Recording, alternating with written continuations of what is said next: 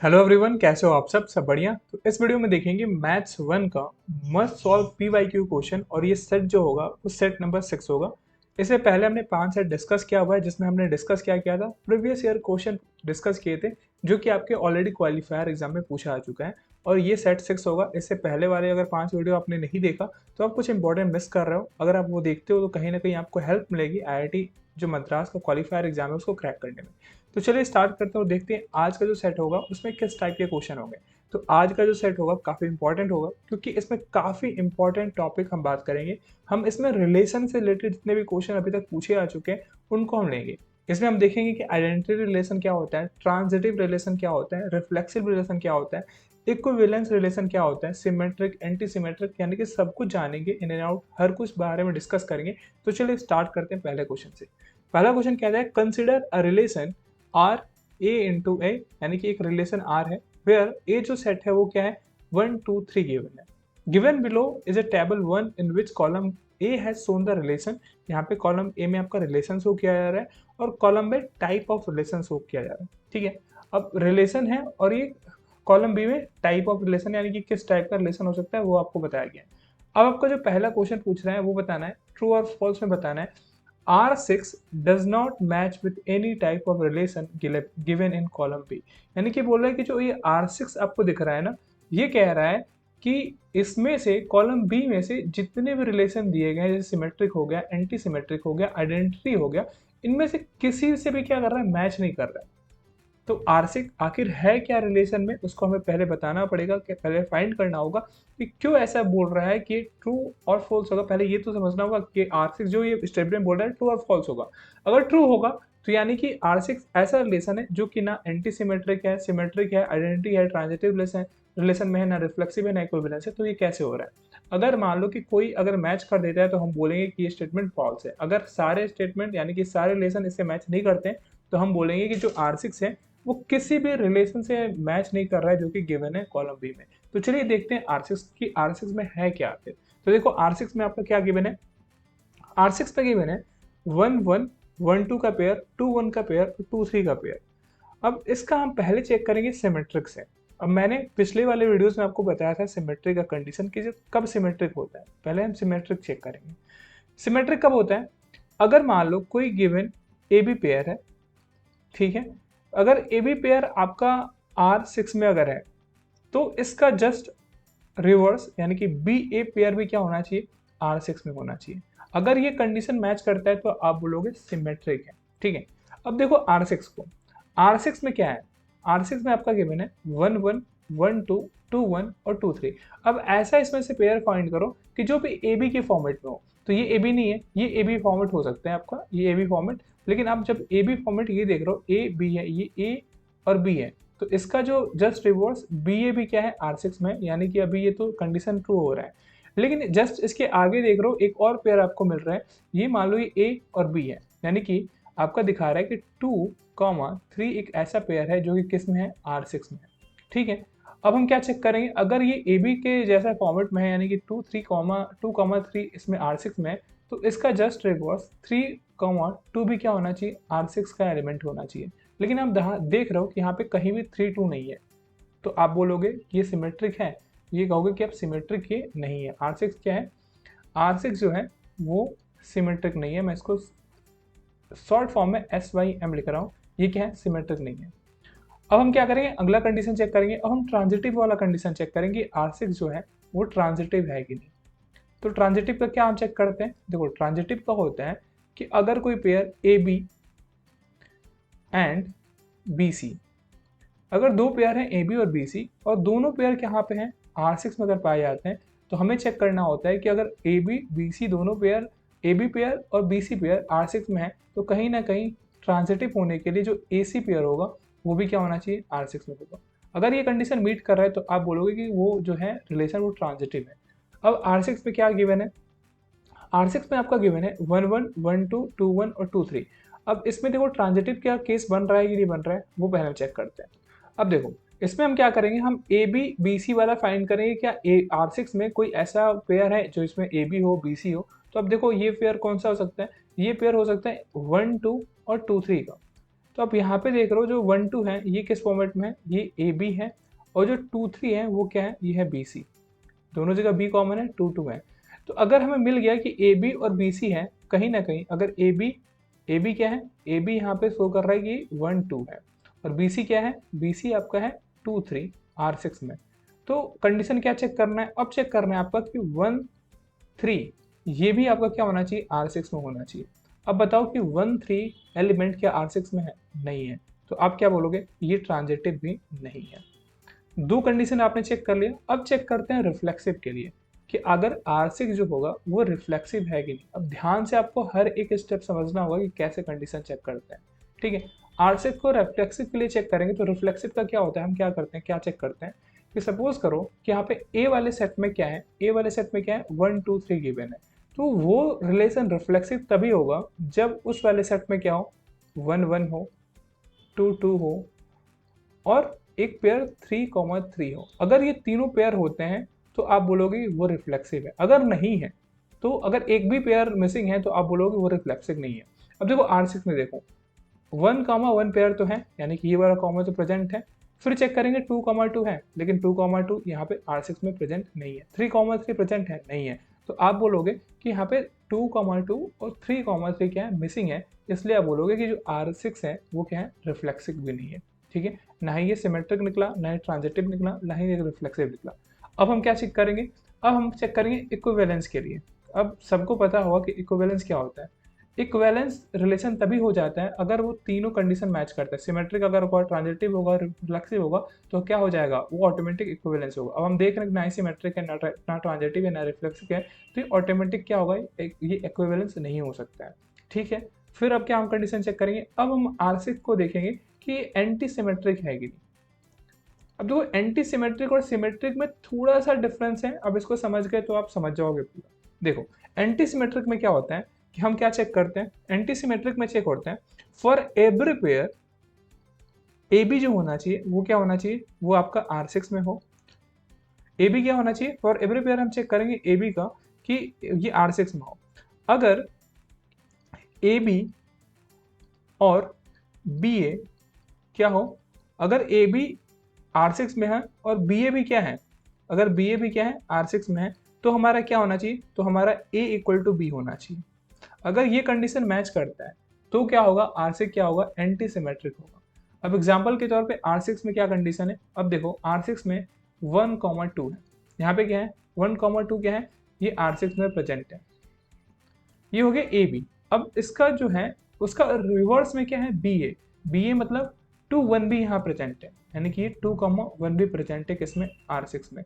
तो हमें कंडीशन क्या चेक होना चाहिए, अगर दोनों ही प्रेजेंट है तो हमारा ए इक्वल टू बी होना चाहिए, यानी कि ए यहाँ पे क्या है 1 और बी क्या है 2, क्या ये दोनों इक्वल है, नहीं। तो ये क्या होगा, एंटी सिमेट्रिक वाला भी कंडीशन क्या कर जाएगा, यहाँ पे फॉल्स हो जाएगा, ठीक है। एंटी सिमेट्रिक कब होगा, जब ये दोनों ए इक्वल टू बी होता। समझ में आया एंटी सिमेट्रिक, तो अभी हमने क्या चेक कर लिया, 1 2 3 4 5 कंडीशन चेक कर लिया, और यहाँ पे आइडेंटिटी रिलेशन बच रहा है, ठीक है। आइडेंटिटी रिलेशन कब होता है, आइडेंटिटी रिलेशन तब होता है जब ये तुम्हारे ये जो दिख रहा है ना, ये वाले रिफ्लेक्सिव वाले, अगर 1 1 2 2 3 3 केवल इसमें होता तो आप बोलते कि ये रिलेशन कैसा है, आइडेंटिटी है। लेकिन यहाँ पे देखो, यहाँ पे कई सारे पेयर्स मिसिंग है, 1 1 भी नहीं है, 2 2 नहीं है, 3 3 नहीं है, और ये सब कुछ होता है तब हम बोलते हैं यहाँ पे क्या है, रिफ्लेक्सिव या आइडेंटिटी है। लेकिन ये आइडेंटिटी रिलेशन भी नहीं है, यानी कि ये जो कंडीशन बोल रहा है कि R6 does not match with any type of relation given in column B, ये क्या होगा, ये ट्रू स्टेटमेंट है। R6 किसी से भी मैच नहीं करते हैं। अब अगले क्वेश्चन पे चलते हैं। अभी आपने पूरा सिस्टमैटिक तरीके से क्या जान लिया, सिमेट्रिक चेक करना, एंटी सिमेट्रिक, आइडेंटिटी, ट्रांजिटिव और रिफ्लेक्सिव और इक्विवेलेंस चेक करना जान गए। अब हम अगले क्वेश्चन मूव करते हैं। अगला क्वेश्चन क्या कहता है, आपको इसमें ट्रू और फॉल्स इसमें बताना है। R1 matches with all type of relation except anti symmetric. ये बोल रहा है कि R1 जो है ना वो सबसे मैच कर रहा है, केवल एंटी सिमेट्रिक को छोड़ दो।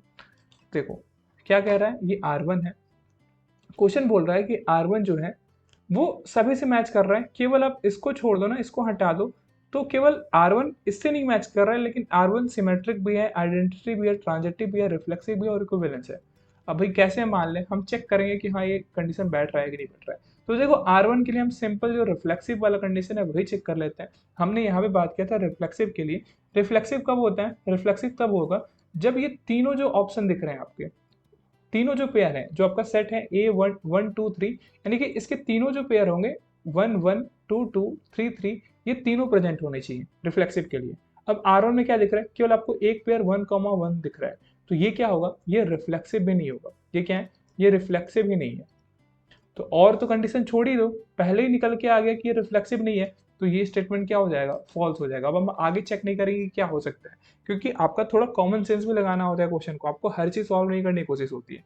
तो हमने यहाँ पे चेक करना था कि क्या ये बोल रहा था कि सभी मैच कर रहा है, केवल एंटी सिमेट्रिक मैच नहीं कर रहे हैं, लेकिन हमने अभी एक निकाल लिया कि ये रिफ्लेक्सिव मैच नहीं कर रहे हैं, यानी कि ये स्टेटमेंट क्या है, फॉल्स है। तो आप बोलोगे कि ये क्या है, स्टेटमेंट फॉल्स है। अब आपके लिए टास्क क्या है कि जब जैसे मैंने अभी बताया सिमेट्रिक चेक करना, ट्रांजिटिव चेक करना, अब आप R1 के लिए पूरा चेक करोगे। अगर मैं एक एक चेक करने लगा तो काफी लंबी वीडियो बन जाएगी, ठीक है। अब देखो, अब लेकिन क्वेश्चन में क्या होगा, जैसे जैसे आगे बढ़ेंगे हम कुछ कुछ पार्ट देखते जाएंगे तो आपको कॉन्सेप्ट भी क्लियर होता जाएगा। अगला क्वेश्चन कहता है, in total how many relation given in column A matches with transitive relation. आपसे बोल रहा है कि ए में कितने रिलेशन है जो कि ट्रांजिटिव रिलेशन से मैच कर रहा है। अब यहाँ पे ट्रांजिटिव आपको निकालना आ जाएगा। देखो कितने हैं ये आपको नंबर बताना है, तो हम एक एक करके चेक करते हैं कितने हो सकते हैं। सबसे पहले हम क्या करना है, हमें ट्रांजिटिव चेक करना है। तो ट्रांजिटिव चेक करने के लिए हम पहले R1 पे जाते हैं। R1 हम देखेंगे, यहाँ पे हम अलग से लिख लेते हैं, केवल हमें ट्रांजिटिव चेक करना है। R1 R1 को चेक करेंगे ये ट्रांजिटिव है कि नहीं। तो देखो कैसे ट्रांजिटिव चेक करते हैं। ट्रांजिटिव के लिए क्या केस होता है, आप यहाँ पे ध्यान देना। ट्रांजिटिव में केस होता है, बनता है A, B, अगर A, B and B, C किस में होने चाहिए, ये अगर रिलेशन में है, ठीक है, ये दोनों पेयर क्या है, R में है, तो AC भी क्या होना चाहिए, AC भी आपका R में होना चाहिए। अगर ये कंडीशन पहले हम चेक करेंगे, अगर AB है और BC है कि नहीं। अगर ये होगा तभी हम चेक करें, अगर नहीं होगा तो चेक यहाँ पे क्या होगा, ये जो ट्रांजिटिव वाला चेक है वो ट्रिगर ही नहीं होगा, तो वो ऑटोमेटिक क्या हो जाएगा, ट्रांजिटिव हो जाएगा। तो पहले हमें चेक करना है कि A, B और B, C ये पेयर आपके R में होने चाहिए। अगर होंगे तब हम चेक करेंगे कि A, C R में है कि नहीं। तो पहला आप देखो R1 में हम क्या कर रहे हैं, 1, 1 ही है, तो इसमें तो ये वाला कंडीशन ही ट्रिगर होगा, क्योंकि ये चेक नहीं कर पाएगा कि AB और BC है कि नहीं, क्योंकि इसमें एक पेयर पहले ही है, केवल एक ही पेयर है, तो ये ऑटोमेटिक क्या हो जाएगा, R1 ट्रांजिटिव हो जाएगा, ठीक है। अब R2 के लिए चेक करते हैं। R2 में क्या है, R2 में आप देख रहे हो कि इसमें 1, 1 है, 2, 2 है, 3, 3 है, लेकिन ये फॉर्मेट आपको मिल ही नहीं रहा है, ये पेयर नहीं मिल रहा है, AB ना BC मिल रहा है, तो ये भी क्या हो जाएगा, ये भी आपका ट्रांजिटिव हो जाएगा। R3 चेक करो, R3 में क्या है, R3 में क्या आपको सारे मिल रहा है, 1, 1, 1, 2, तो R3 में भी आपको ये ट्रिगर ट्रांजिटिव वाला जो चेक है वो ट्रिगर नहीं होगा, तो ये क्या हो जाएगा, ये ऑटोमेटिक ट्रांजिटिव हो जाएगा। R4 देखो, R4 भी क्या होगा, ऑटोमेटिक ये ट्रांजिटिव होगा, क्योंकि इसमें ये वाला कंडीशन चेक करने की नौबत ही नहीं आ रही है, यहाँ ना AB है ना BC है, तो हम क्यों चेक करेंगे इसी, ये जो ट्रांजिटिव चेक का ट्रिगर है वो ट्रिगर ही नहीं होगा, तो R4 भी क्या होगा, एक ट्रांजिटिव होगा। R5 चेक करेंगे, R5 यहाँ पे देखो R5 ट्रांजिटिव है कि नहीं। R5 में आपको दिख रहा है 1, 1, 2, 2, 3, 3 और 1, 2। अब यहाँ पे AB तो फॉर्मेट मिल रहा है, AB वाला मिल रहा है, लेकिन BC जो मिलना चाहिए 2 और C मिलना चाहिए, ये तो प्रेजेंट ही नहीं है, तो यहाँ पे भी क्या होगा, जो ट्रांजिटिविटी का जो चेक है वो भी ट्रिगर नहीं होगा, तो R5 भी क्या होगा, ऑटोमेटिक ये ट्रांजिटिव होगा। अब बचता है R6। अब अगर R6 हमें देखना है कि R6 ट्रांजिटिव है कि नहीं। अब देखो R6 में हमने देखा था कि AB है 1, 2 और BC भी क्या है 2, 3 है। अब हमें चेक करना है, यहाँ पे पहला कंडीशन ये मीट कर गया, AB और BC दोनों हैं, तब यहाँ पे ट्रांजिटिविटी का चेक जो होगा वो ट्रिगर होगा। अगर दोनों प्रेजेंट नहीं होता तो चेक करते ही नहीं, वो ऑटोमेटिक वो क्या हो जाता है, ट्रांजिटिव हो जाता है। लेकिन यहाँ पे AB और BC क्या है, यहाँ पे हैं इस R6 में, तो हम अब चेक करेंगे AC, यानी कि अगर AC क्या होगा, यहाँ पे AC होगा यहाँ पे 1, 3, क्या 1, 3 जो है क्या R6 में है, आप देख रहे हो आराम से, तो 1, 3 कहीं भी दिख नहीं रहा है आपके एलिमेंट के तौर पे R6, तो जो R6 होगा ये ट्रांजिटिव नहीं होगा। तो हमें क्या पूछा गया था कि आप ये बताओ, in total how many relation given in column A matches with transitive relation, कितने ऐसे रिलेशन हैं जो कि ट्रांजिटिव से मैच कर रहे हैं। R1 से लेके R5 तक तो सभी ट्रांजिटिव है, लेकिन जो R6 है वो मैच नहीं कर रहा है, यानी कि R6 पर हटा दो तो ऊपर से 5 वाले जो होंगे वो क्या है, ट्रांजिटिव रिलेशन में है। तो इसमें क्या आपको लिखना है, न्यूमेरिक में लिखना था कितने होंगे, तो ये आपके टोटल 5 ऐसे मतलब कॉलम ए में रिलेशन है जो कि क्या है, ट्रांजिटिव है। अगले क्वेश्चन मूव करते हैं। अगला जो क्वेश्चन कहता है, in total how many relation given in column A matches with reflexive relation. अब आपने ट्रांजिटिव चेक कर लिया, अब क्या चेक करना है आपको, अब आपको चेक करना है रिफ्लेक्सिव वाला। तो देखो आपको बताने कि कितने ऐसे मतलब कॉलम ए में सेट हैं जो कि रिफ्लेक्सिव है। अब रिफ्लेक्सिव के लिए क्या होता है कि रिफ्लेक्सिव के लिए तीनों ये जो पेयर हैं 1,1 2,2 3,3 क्यों? क्योंकि ईच पेयर का जो यहाँ पे सेम वाला कोऑर्डिनेट होगा 1 1 2 2 3 3। अगर सेट 1 में अगर 4 होता है तो 4 4 भी चेक होता है, लेकिन यहाँ पे 4 एलिमेंट नहीं है तो यहाँ पे 1 2 3 है तो 1,1 2,2 और 3,3 पेयर क्या होगा, ये चेक होगा कि उस रिलेशन में है कि नहीं। पहला रिलेशन चेक होगा आपका R1, इसमें क्या है 1 कॉमन 1 है, तो यानी कि जो R1 है इसके लिए हम यहाँ पे लिख लेते हैं। इसमें हम क्या करना है, इसमें रिवर्स चेक करना है, ठीक है, रिफ्लेक्सिव चेक करना है रिवर्स में। इसमें हमें रिफ्लेक्सिव रिलेशन चेक करना है कि रिफ्लेक्सिव है कि नहीं। तो आप बताओ कि क्या R1 में ये तीनों पेयर्स हैं 1 1 2 2 3 3 हैं? नहीं, केवल एक पेयर है तो ये रिफ्लेक्सिव नहीं होगा। R2 में चेक करो, क्या R2 में 1 1 2 2 3 3 है? तो R2 में डेफिनेटली है, 1 1 भी है, 2 2 भी है, 3 3 भी है। तो R2 क्या होगा, R2 जो होगा ये आपका रिफ्लेक्सिव होगा। R3 चेक करो, यहाँ पे 1 1 है 1 2 है, लेकिन यहाँ पे 2 और कॉमा 2 पेयर और 3,3 पेयर मिसिंग है, तो जो आपका R3 होगा ये रिफ्लेक्सिव नहीं होगा। R4 चेक करो, R4 में केवल 1 3 है, ना यहाँ पे 1 1 है, ना 2 2 है, ना 3 3 है, तो ये ऑटोमेटिक क्या होगा, ये रिफ्लेक्सिव नहीं होगा। ठीक है, फिर R5 में देखो, R5 में आपको क्या चेक करना है कि 1,1 पेयर 2,2 पेयर 3,3 पेयर होना चाहिए। अब यहाँ पे आप R5 में देख रहे हो तो एक 1,1 है, 2,2 है, 3,3 है और 1,2 है, तो आपको इससे मतलब नहीं है, आपको ये तीनों होने चाहिए, तो तीनों प्रेजेंट है, तो आप बोलोगे कि जो R5 है वो क्या है, ये आपका रिफ्लेक्सिव है। तो R5 आपका एक मिल गया कि ये क्या होगा, रिफ्लेक्सिव होगा। और R6 में चेक करो, यहाँ पे 1,1 है, ये तो मैच कर गया, 2,2 यहाँ पे नहीं दिख रहा है और ना ही 3,3 पेयर दिख रहा है, तो ये R6 जो होगा ये रिफ्लेक्सिव नहीं होगा। अब आप चेक करो कि इस वाले कंडीशन में कितने जो ऐसे हैं जिन जो कॉलम ए वाले रिफ्लेक्सिव है। एक तो आपका R2 है यानी कि एक, और जो एक R5 है, ये दोनों क्या है, रिफ्लेक्सिव है। तो यहाँ पे दो ऐसे कॉलम में आपके रिलेशन है जो कि क्या है, जो कि रिफ्लेक्सिव रिलेशन है। तो यहाँ पे आंसर जो होगा आपको यही बताना था कि कितने ऐसे कॉलम ए में रिलेशन है जो कि रिफ्लेक्सिव है। तो यहाँ पे केवल दो हैं, कौन कौन से हैं, एक आपका R2 है और दूसरा क्या है, R5। समझ में आया? अगले क्वेश्चन मूव करते हैं। अगला क्वेश्चन क्या है, अगला अब दूसरा क्वेश्चन है। वो उस क्वेश्चन में जितने भी क्वेश्चन थे, यानी कि उस क्वेश्चन में जितने सब क्वेश्चन थे वो आपने कर लिया। अब जो दूसरे क्वेश्चन मूव करते हैं ये मल्टीपल सेलेक्ट क्वेश्चन है। अब ये भी आपको ध्यान से समझने की जरूरत पड़ेगी।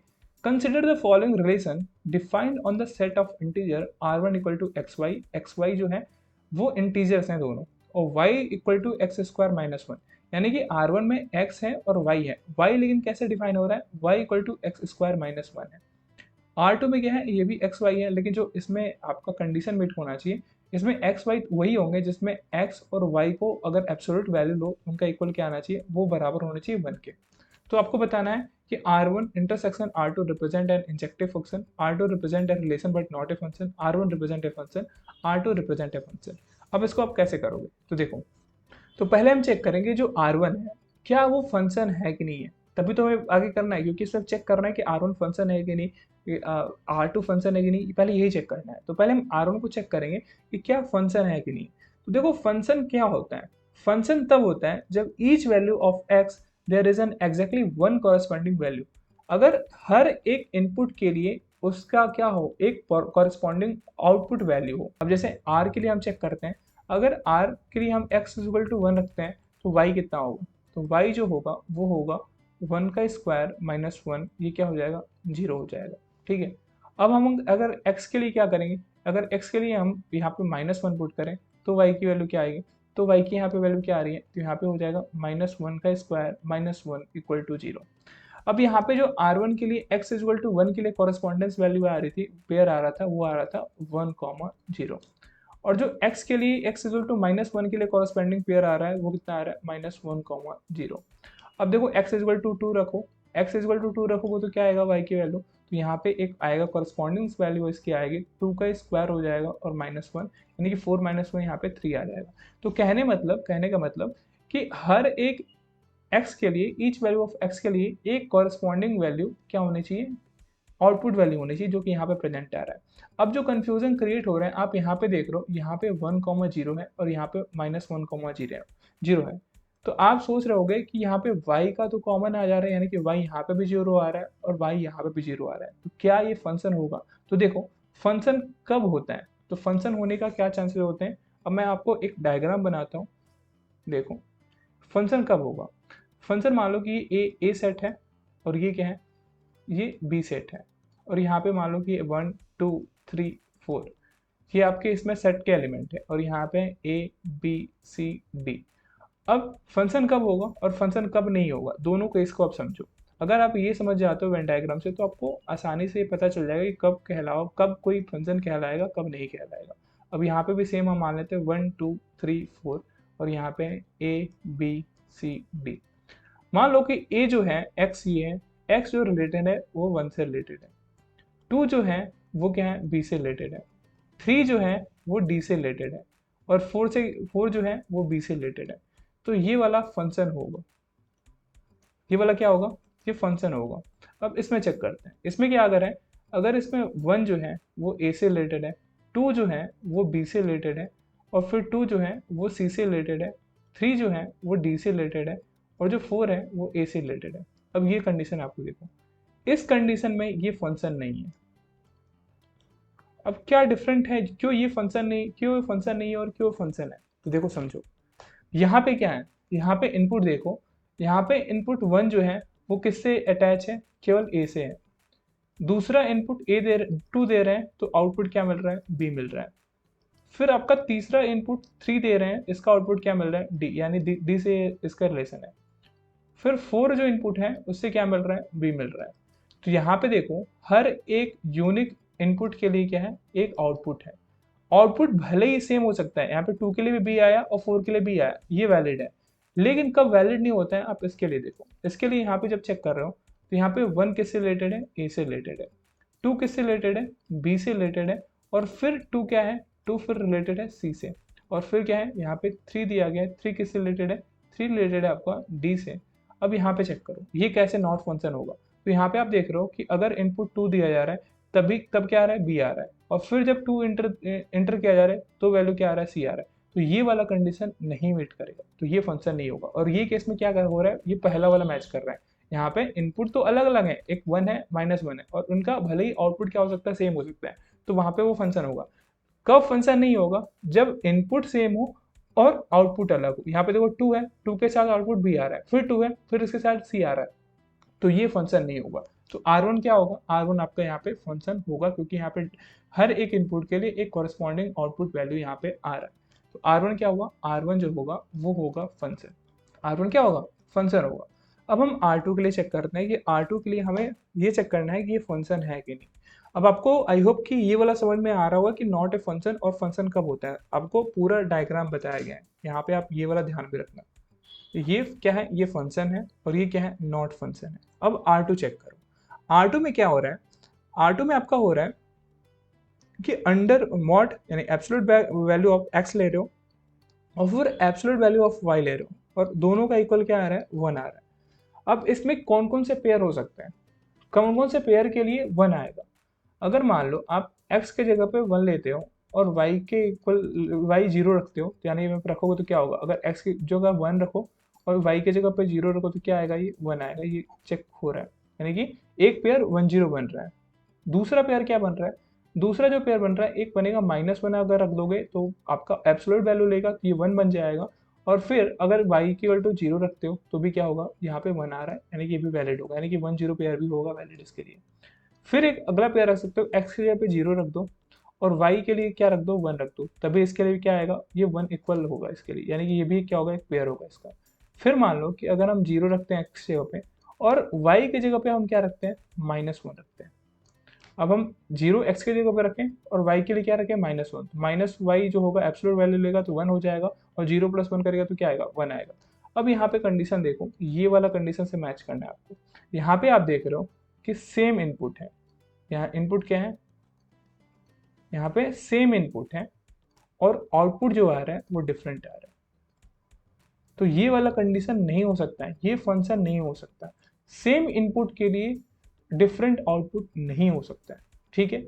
आपका सेम इनपुट अगर है तो डिफरेंट आउटपुट होना चाहिए, ठीक है। तो यानी कि जो कंडीशन ये दिख रहा है कि आपका इनपुट क्या है, सेम है, और उनके आउटपुट क्या है, डिफरेंट आ रहा है, तो ये फंक्शन का कंडीशन नहीं मीट होगा। तो यहाँ पे R2 क्या होगा, R2 जो होगा नॉट ए फंक्शन होगा, R2 नॉट ए फंक्शन होगा। अब क्यों हमने ये वाला कंडीशन यहाँ पे देखा, 1 क्या है एसोसिएटेड है ए से, 2 एसोसिएटेड बी से, और 2 जो है सी से एसोसिएटेड है, और 3 जो है डी से एसोसिएटेड है। यहाँ पे 2 इनपुट है, एक इनपुट 2 ये बी से भी एसोसिएटेड है, और जो 2 है वो सी से है, तो ये वाला वैलिड नहीं है। अगर यही क्या होता, अगर यही मान लो कि यहाँ पे देख रहे हो अगर 2 है वो बी से एसोसिएटेड है, लेकिन अगर इनपुट चेंज हो रहा है 4 और ये फिर आउटपुट इसका बी आ रहा है, तो ये वैलिड होगा।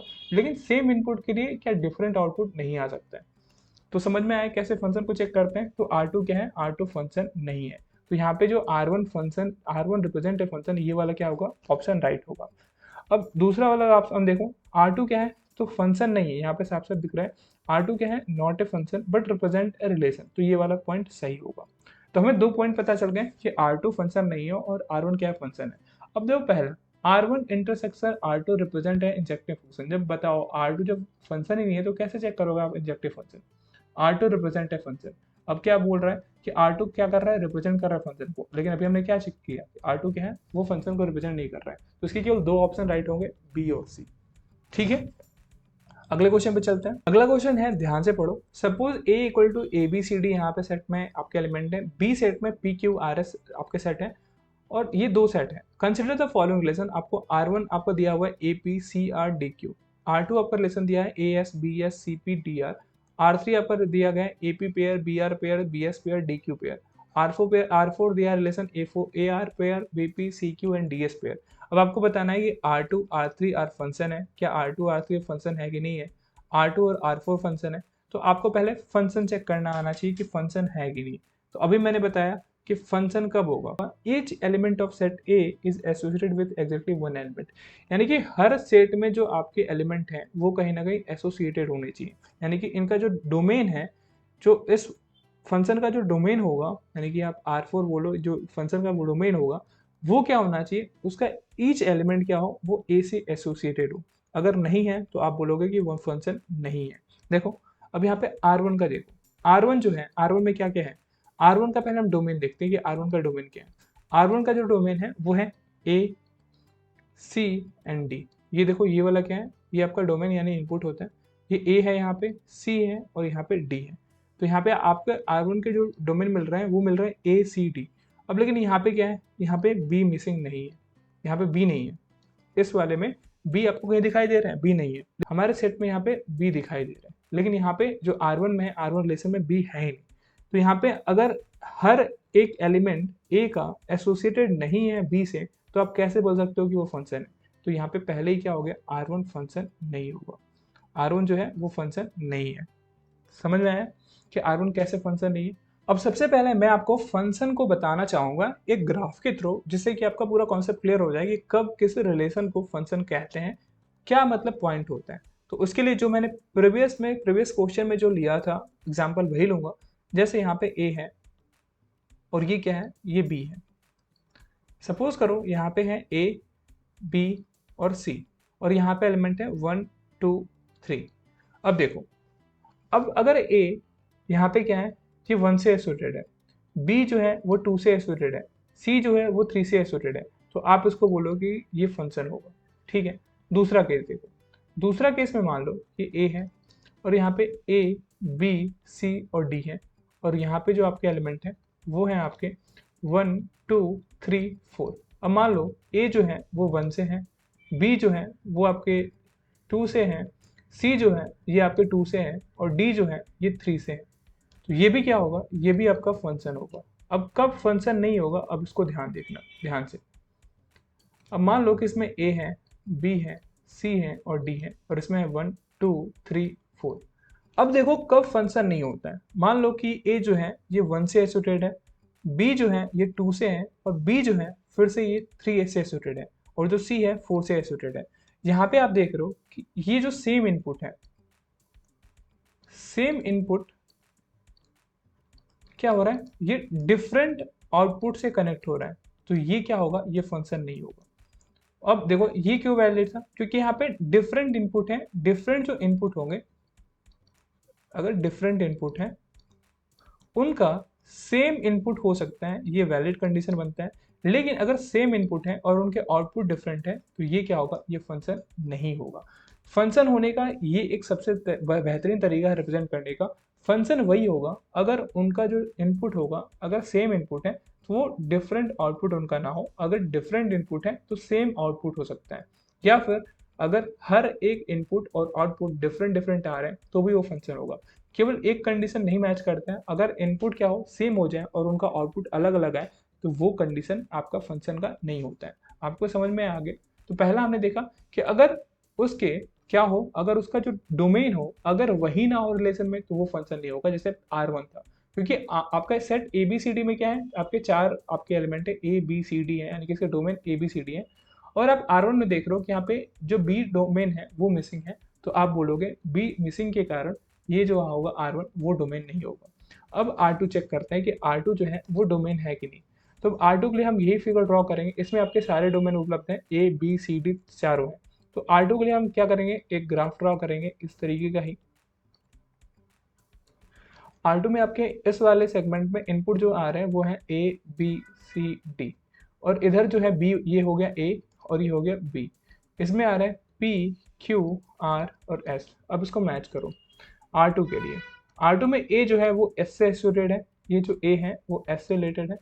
बी जो इनपुट के लिए वो क्या है, बी के लिए आपका बी के लिए भी क्या है, एस है।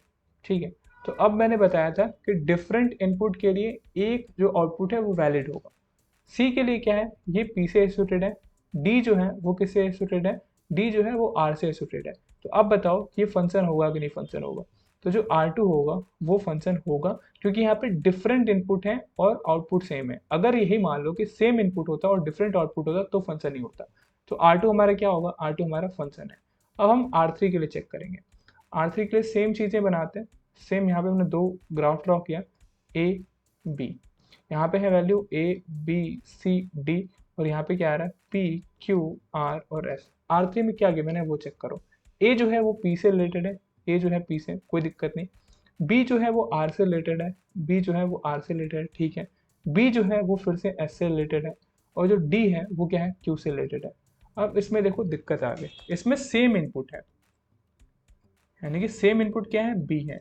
अब सेम इनपुट से क्या मिल रहा है आपको, डिफरेंट आउटपुट मिल रहा है। एक बार आर आपको मिल रहा है और एक बार क्या मिल रहा है, आर एस मिल रहा है। तो ये संभव नहीं है, ये फंक्शन नहीं होगा। ठीक है, अगर ऐसा कोई केस बनता है जहाँ पे सेम इनपुट अलग अलग आउटपुट से आपके हो रहे हैं तो ये क्या होगा, ये फंक्शन नहीं होगा। ठीक, तो आपको क्या पता चल गया कि R3 फंक्शन नहीं है, और क्या फंक्शन नहीं था, अभी हमने R2 देखा, R2 फंक्शन है, R1 फंक्शन नहीं है। तो अभी हमें पता चला कि जो R1 है वो फंक्शन नहीं है, और जो R3 है ये क्या है, फंक्शन नहीं है। तो आप अगर ऑप्शन में देखो R3 यहाँ पे दे रहा है और R2 दे रहा है, तो हमें पता चल गया है कि R3 क्या है, ये फंक्शन नहीं है। तो यही बोल रहा था कि R2 R3 R4 are function. तो अगर R3 हमने चेक कर लिया कि फंक्शन नहीं है, तो फंक्शन नहीं है तो कैसे आप इसको बोल सकते हो फंक्शन है। तो ये क्या होगा, ऑप्शन गलत हो जाएगा। R2 and R4 are function, तो अभी हमने R2 देखा था, R2 फंक्शन है, तो ये तो भाई फंक्शन है, ये तो चेक कर दिया। लेकिन अभी मैं R4 निकाल रहा हूँ, तो चलिए R4 भी देख लेते हैं कि R4 फंक्शन है कि नहीं है। तो R4 के लिए हम ड्रॉ करेंगे, ये हो गया A और ये होगा B। अब देखो ड्रॉ करने की जरूरत नहीं है, मैं आपको एक्सप्लेन करने के लिए ड्रॉ बता रहा हूँ। आप डायरेक्टली ऐसे भी कर सकते हो, कोई ऐसे बताता नहीं है कि हाँ मतलब ऐसे बोलो, मतलब ये पिक्चर ड्रॉ करो फिर समझाओ, क्योंकि ये बेसिक सी चीज़ें हैं, अगर आपको पता होगा तो ठीक है, लेकिन अगर किसी का बेसिक कमजोर है तो उनको इस तरीके से समझाना पड़ता है तभी वो समझ पाते हैं। ए जो है वो आर से एसोसिएटेड है, बी जो है वो पी से एसोसिएटेड है, सी जो है वो क्यू से एसोसिएटेड है, और जो डी है वो एस से एसोसिएटेड है। अब देख रहे हो कि हर एक जो इनपुट है वो अलग अलग आउटपुट से एसोसिएटेड है, तो आप बोलोगे कि जो आपका R4 होगा वो क्या होगा, फंक्शन होगा। तो आप ये वाला कंडीशन देख रहे हो बी वाला, इसमें बोल रहा है कि R2 और R4 फंक्शन है। तो हमने भी चेक किया था कि जो R2 आ रहा था वही फंक्शन आ रहा था, और R4 भी क्या आ रहा था, ये भी फंक्शन आ रहा है। ठीक है, तो ये भी आपका स्टेटमेंट सही होगा, ये वाला गलत होगा। अब देखो R2 is an injective function, अब हम चेक करेंगे इंजेक्टिव का क्या केस होता है। R4 is bijective function. अब देखो पहले हम R2 के लिए चेक करते हैं। अभी हमने क्या किया था, हमने R2 बनाया और यहाँ पे R4 बनाया। अब इंजेक्टिव फंक्शन क्या होता है, अब इसको समझना होगा पहले। इंजेक्टिव फंक्शन वो फंक्शन होते हैं अगर हर एक x का एलिमेंट, मान लो कि हर x एलिमेंट, मान लो कि x में a है, b है, c है और d है, और ये क्या है, दूसरा जो एक आपका सेट है वो है y। तो हर x का जो एलिमेंट है अगर y के डिस्टिंक्ट एलिमेंट से क्या हो, रिलेटेड हो, a 1 से हो, b 2 से हो, c 3 से हो, d से 4 हो, यानी कि a इनपुट के लिए आपका वन इनपुट, वन क्या है, आउटपुट है। यानी कि हर एक सेट क्या हो, डिस्टिंक्ट एलिमेंट से क्या हो, कनेक्ट हो, यानी कि मैप्ड हो, तो वो क्या होगा, आपका इंजेक्टिव फंक्शन होगा, यानी कि 1 to 1 फंक्शन होगा।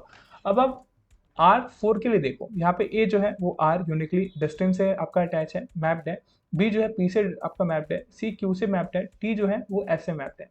लेकिन जब R2 को देख रहे हो आप, R2 क्या इंजेक्टिव होगा कि नहीं होगा, लेकिन आप देख रहे हो यहाँ पे A जो इनपुट है वो S से है, तो ये एक हो गया आउटपुट S, B जो है वो S से, यानी कि यहाँ पे कंडीशन ब्रेक हो रहा है। आपका इंजेक्टिव बोलते हैं 1 to 1, मतलब कि हर एक इनपुट का डिस्टिंक्ट आउटपुट होना चाहिए। तो यहाँ पे देख रहे हो इनपुट ए और बी है, दोनों का क्या है, सेम आउटपुट आ रहा है, तो ये जो होगा वो इंजेक्टिव फंक्शन नहीं होगा। तो यहाँ पे क्या हुआ, R2 फंक्शन तो है लेकिन R2 क्या होगा, इंजेक्टिव फंक्शन नहीं होगा। तो ये वाला भी कंडीशन क्या होगा, R2 is an injective function, लेकिन ये वाला स्टेटमेंट क्या हो जाएगा, गलत हो जाएगा, क्योंकि R2 क्या है, इंजेक्टिव फंक्शन नहीं है। अब B R4 is bijective function बोल रहा है। अब हमने अभी चेक कर लिया कि R4 क्या है, एक तो फंक्शन है, दूसरा ये इंजेक्टिव भी है, क्योंकि हर एक जो इसका x का एलिमेंट है वो क्या है, वो मैप्ड है डिस्टिंक्ट एलिमेंट के, किसके, y के डिस्टिंक्ट एलिमेंट से क्या है, वो मैप्ड है, तो इसको बोलोगे ये क्या है, इंजेक्टिव है। और बाइजेक्टिव के लिए क्या चेक करना पड़ता है, बाइजेक्टिव के लिए हमें सर्जेक्टिव का भी आपका जो आपका ऑप्शन होता है उसको चेक करना पड़ता है। हम सर्जेक्टिव भी क्या करना होगा कि हमें चेक करना होगा कि वो सर्जेक्टिव है कि नहीं। तो हम सर्जेक्टिव कैसे चेक करते हैं, सर्जेक्टिव चेक करने के लिए हम ये चेक करते हैं कि क्या हर एक एलिमेंट जो है बी का, उसका कोई प्री इमेज हो ए में, जैसे आर, पी, क्यू और एस, ये क्या है, कोडोमेन है। अब इसको चेक करना है कि क्या बी का, यानी बी में जो आपके ये है एलिमेंट है, उसकी कोई प्री इमेज है कि नहीं। जैसे आर का प्री इमेज क्या है, ए है, पी का प्री इमेज क्या है, बी है, क्यू का जो है प्री इमेज क्या है, वो सी है, और एस का क्या है प्री इमेज, ये है आपका डी है। तो यहाँ पे आप देख रहे हो कि हर एक बी का एलिमेंट क्या है, आपका प्री इमेज बन रहा है, तो ये क्या होगा, सब्जेक्टिव भी होगा। तो ये दोनों कंडीशन मीट कर रहा है, ये इंजेक्टिव भी है R4 और सब्जेक्टिव भी है। तो जो आपका ये वाला ऑप्शन जो दिख रहा है R4 is a bijective option, ये क्या हो जाएगा, राइट हो जाएगा। यानी कि यहाँ पे दो ऑप्शन राइट होंगे, यहाँ पे जो बी और डी, ये बी और डी ऑप्शन क्या होंगे, इस क्वेश्चन के राइट होंगे। ठीक है, अगले क्वेश्चन मूव करते हैं। देखो अगला क्वेश्चन जो है वो लास्ट क्वेश्चन है हमारा आज का। Which of the following function are 1 to 1, आपको बताना है कि 1 to 1 फंक्शन कौन से हैं। तो मैंने अभी आपको बताया 1 to 1 फंक्शन कैसे होते हैं, हर एक x का एलिमेंट जो मैप्ड हो y के डिस्टिंक्ट एलिमेंट से, तो क्या कहलाएगा, वो कहलाएगा 1 to 1। अब इसको हम क्वेश्चन को समझते हैं। जो ये बोल रहा है, function f takes an input value from the ये नेचुरल नंबर n, और क्या आउटपुट क्या ले रहा है, an output in the set of real number. और इसको डिफाइन किया गया यहाँ पे, जो फंक्शन गिवन है ये गिवन है n-1, n इज ऑड, यानी कि n इज ऑड के लिए क्या है, जो आपका फंक्शन बन रहा है वो बन रहा है n-1। n इज इवन के लिए क्या होगा, अगर n इवन है तो ये फंक्शन बन रहा है n+1। ठीक है, ऐसे ही आपका अगर n ऑड है तो आपका 2n है, n इज इवन है, यानी कि ऑप्शन ए है। अब आपको बताना है कि इनमें से कौन सा क्या हो सकता है, 1 to 1 है। तो हम एक एक ऑप्शन को लेंगे और उसको डिस्कस करेंगे क्या वो 1 to 1 है या नहीं है।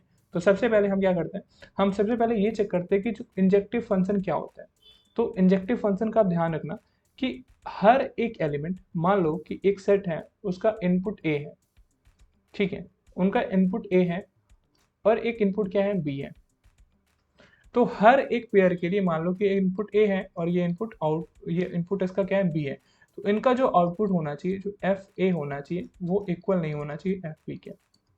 ठीक है, यानी कि हर एक इनपुट एक डिस्टिंक्ट आउटपुट से क्या होना चाहिए, मिलना चाहिए। यानी कि अगर ए का आउटपुट ए 1 आ रहा है तो बी का 2 आना चाहिए। अगर ए का 1 आ रहा है और बी का भी 1 आएगा तो वो इंजेक्टिव फंक्शन नहीं होगा। तो इसलिए बोल रहा है कि अगर ए एलिमेंट है, ए इनपुट है और बी इनपुट है, तो जो उनका आउटपुट आएगा एफ ए आएगा, वो एफ बी के बराबर नहीं होगा। अगर ये कंडीशन आपका मैच नहीं करता, अगर F A equal to F B हो जाता है, तो आप बोलोगे कि वो इंजेक्टिव फंक्शन या फिर बोले तो 1 to 1 फंक्शन नहीं होगा। अब हर एक ऑप्शन को हम चेक करते हैं। देखो ऑप्शन 1 क्या कहता है, अगर n ऑड लेते हैं, हम ऑड लेते हैं n, तो आपका जो एफ एन आएगा, यानी कि जो फंक्शन रिटर्न कर रहा है वो क्या करेगा, वो n-1 देगा। क्या हो जाएगा n-1, ये n-1 जो होगा ये इवन नंबर होगा। अगर हम ऑड n ले रहे हैं तो हमें आउटपुट क्या मिल रहा है, इवन मिल रहा है। ऐसे ही अगर मान लो हम इवन n लेते हैं, जो n नंबर हो वो इवन हो, तो जो आपका आउटपुट जो आएगा वो क्या आएगा, वो आएगा n+1, यानी कि ये क्या आ जाएगा, अगर हम इवन ले रहे हैं तो ये आ जाएगा ऑड वैल्यू। ठीक है, तो अब यहाँ पे आप चेक कर रहे हो कि जो फंक्शन है वो क्या कर रहा है, वो सेपरेट कर रहा है। अगर हम ऑड ले रहे हैं तो क्या आ रहा है, इवन आ रहा है, और अगर इवन ले रहे हैं तो क्या आ रहा है, ऑड आ रहा है। तो यहाँ पे क्या हो रहा है, हमें दो डिफरेंट वैल्यू मिल रहा है, यानी कि F A equal to F B नहीं होगा। तो आप इस केस में क्या बोल सकते हो कि ये क्या होगा, ये होगा 1-to-1 फंक्शन। अगर मान लो कि ये होता है कि ऑड अगर हम ले और ऑड आ जाए, और इवन ले और फिर ऑड आ जाए, तो ये क्या होगा, ये इंजेक्टिव फंक्शन यानी कि 1-to-1 फंक्शन नहीं होता है। इंजेक्टिव फंक्शन या फिर 1-to-1 फंक्शन तभी होगा हम डिफरेंट इनपुट लें और उनका आउटपुट भी क्या है, डिफरेंट है। जैसे हमने ए इनपुट लिया, एफ ए किया, तो वो इक्वल नहीं होना चाहिए एफ बी के। जैसे यहाँ पे हमने ऑड इनपुट लिया तो इसका आउटपुट क्या आ रहा है, इवन आ रहा है। अगर हम इवन ले रहे हैं तो ये क्या आ रहा है, ऑड आ रहा है। तो ये क्या होगा, ये 1-to-1 फंक्शन होगा। ऑप्शन 2 चेक करो।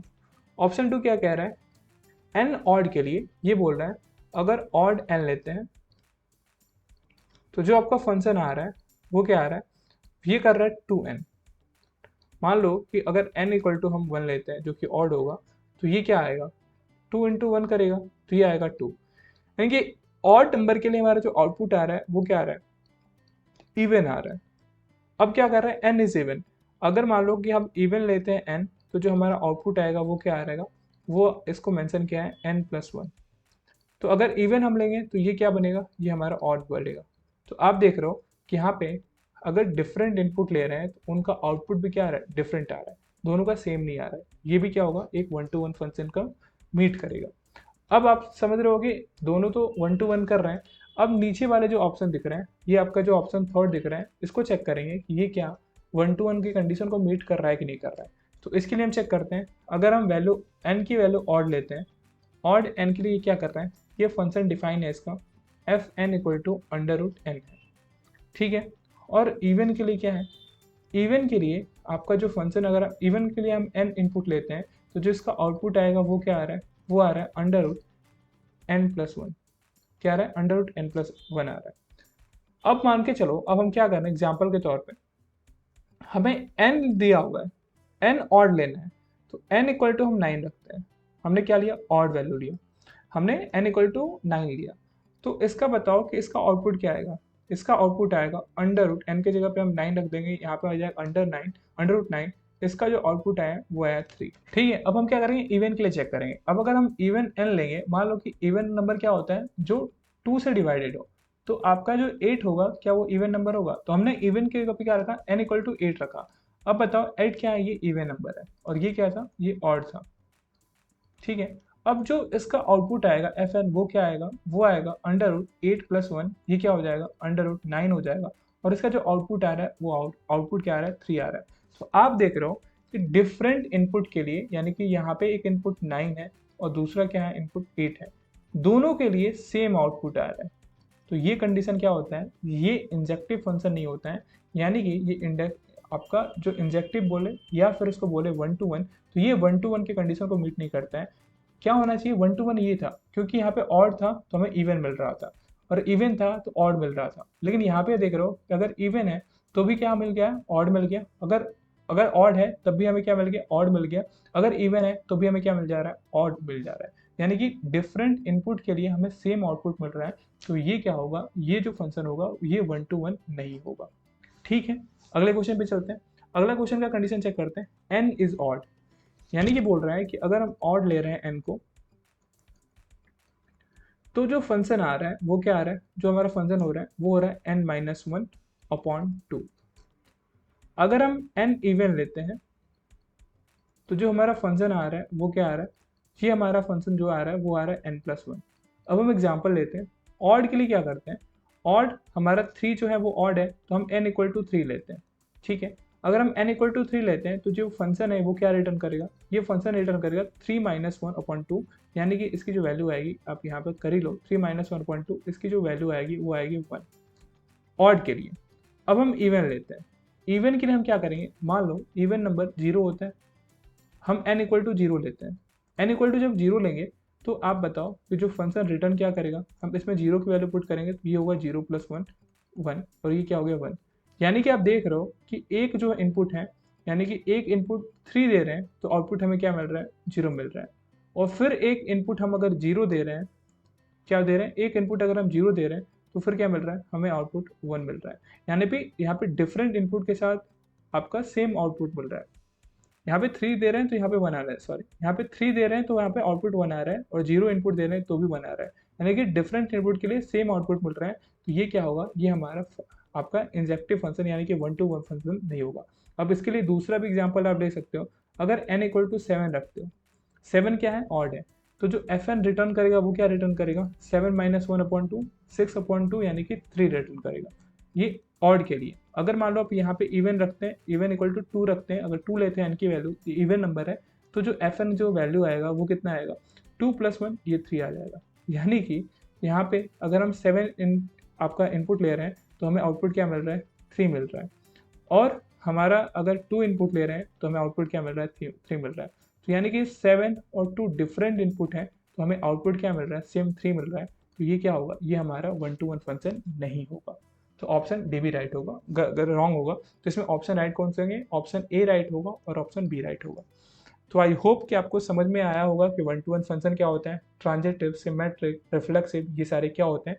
तो आज के लिए इतना रखते हैं, तो मिलते हैं नेक्स्ट वीडियो में। अगर कोई भी डाउट होता है तो आप कमेंट बॉक्स में पूछ सकते हैं, मैं आपकी हेल्प करने के लिए ऑलवेज रेडी हूँ। तो मिलते हैं नेक्स्ट वीडियो में नेक्स्ट टॉपिक के साथ। जय हिंद, जय भारत।